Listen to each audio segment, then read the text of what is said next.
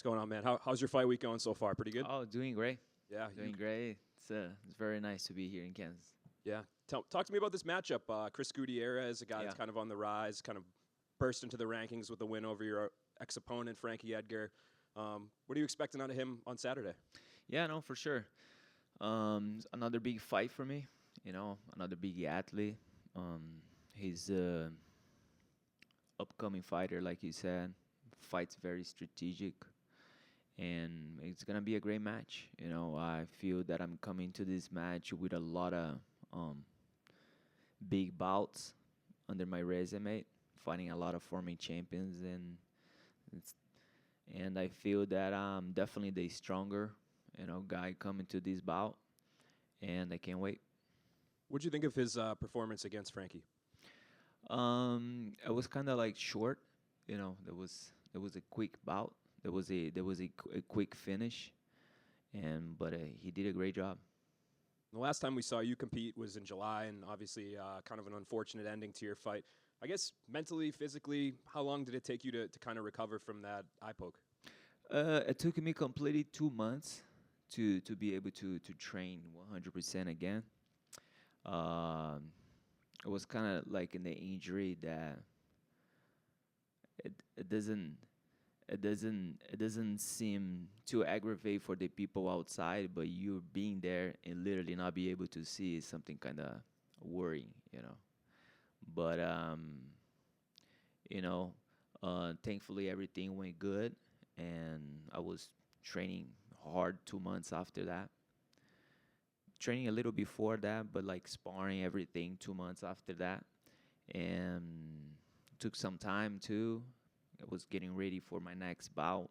Didn't know if I was going to fight him in the rematch or not, so I kept ready, training, and the opportunity presenting itself right now to fight against Chris, and I'm excited.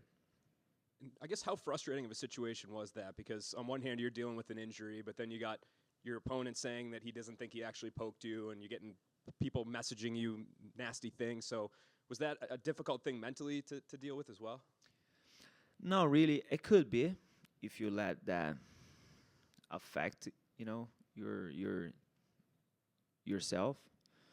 I've been in the sport. I've been in this sport a long time and fought many people, but that was definitely the first time that I got so much hated on social media.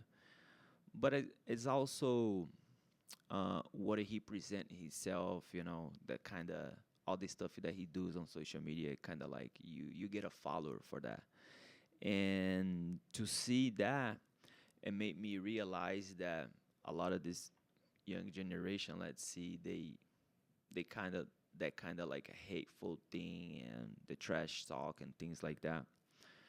I'm sure Sean, he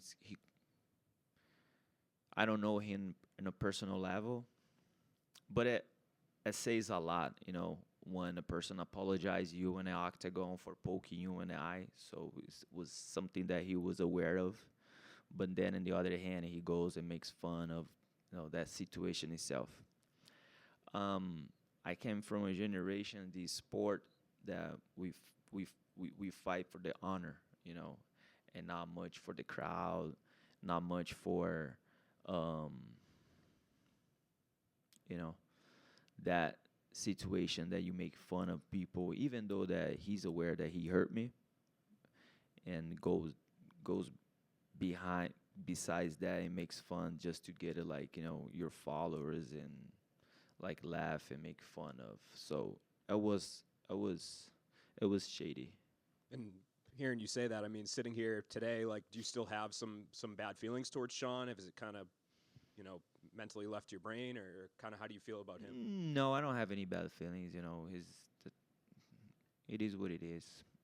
I'm he has his way of seeing things. I have my way to see things. And I wish him the best. Still hoping for a rematch at some point, even though it wasn't this time around? Or? It could be. Thank you.